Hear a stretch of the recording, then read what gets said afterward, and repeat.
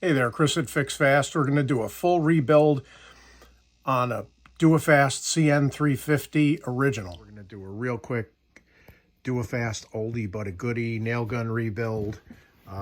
Took it all apart, got my O-ring kit. Here you go. This is all identified. Just went through. I've changed my all my O-rings already, but I'm going to show you on the reassembly. It's real quick. Here's your parts.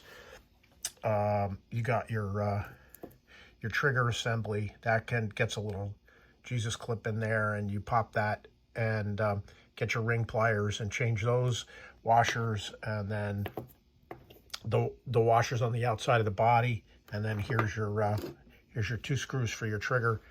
That'll go. You'll see that all go back together. Here's this nice beautiful cast iron piece of American ingenuity there. That's really one of the centerpieces of the gun. That's gonna bolt to the nail carriage. I got that all cleaned up. This is the spring. That's all cleaned out. Repainted some of the black pieces. This is the safety depress. Then the main cylinder and the piston, and new washers on everything there. I put a little tri-flow on my washers. And then here's the tricky piece. This was the challenge, the Poppet, which was, here's the cap that gets its springs, that gets new Poppet washer. And I mentioned this in the past, but this is the Poppet that you can buy, and it's too big. It's the same internally and in the profile, so I just slipped it on the back of a hole saw, and I used a sanding block, and I turned it down to the same dimension, and then you have to use hot water to sneak these things on. But there it is. Now I'm gonna just did a quick scuff and repaint on the body, and then I'll just show you the reassembly. Okay, here you go. Here's your cylinder reassembly. That's a breeze, followed by your piston. There you go. That's back in shape. Now you got to reassemble this right here, which goes like this. This is just 4 springs.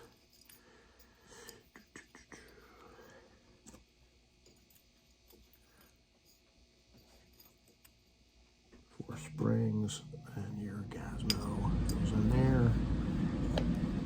There it is. Goes here. This.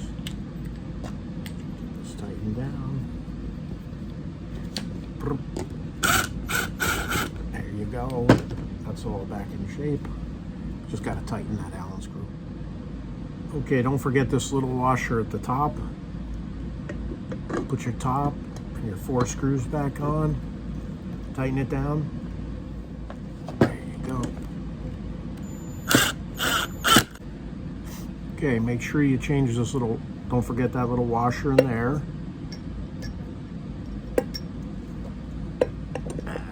Come on, baby.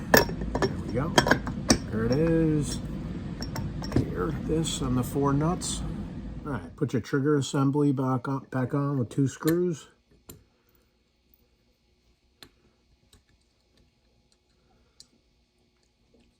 That's it. Okay, your trigger's back in. Now you just got to reassemble the nail carriage to the body. 3 screws. 1 up front, 2 in the back. Should be pretty obvious.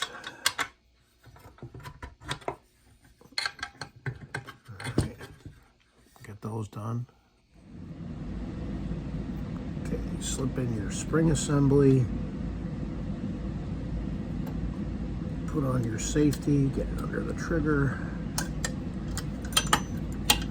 And to get you 3 hands for this part. There you go.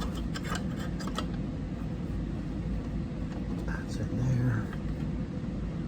And this guy. Here.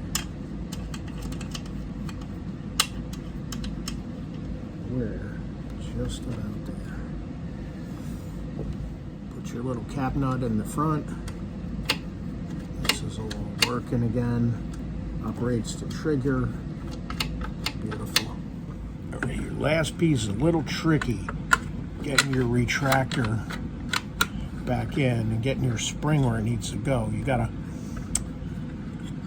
work this Allen key out while pulling this thing down a little bit, not letting the spring fly out, and you got to make sure that you get this little spring underneath and against. Boy, right up in here, your spring's got, oops, right up in there, your spring's got to touch. So when you're all good to go, this pulls back fine.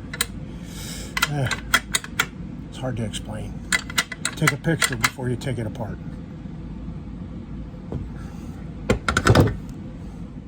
Okay, I got her loaded.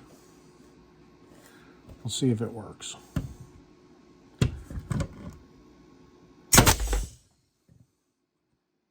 Shazam. Okay, nice. Old, almost 40 years old gun, right back in shape. Was a $500 gun 40 years ago. This was the kit I used for the O-rings. These are the couple of tools I used. A couple of sockets, Allen keys. This is the Poppet. I think I might not have to trim it down next time. I got another victim sitting there. I'll try to see if I can put it on without having to trim it down. Just some hot water, it should press on. But that's it. That and the little wrinkle I had, making sure that I got this back together just right. That's it. Not expensive, and fantastic gun back in action.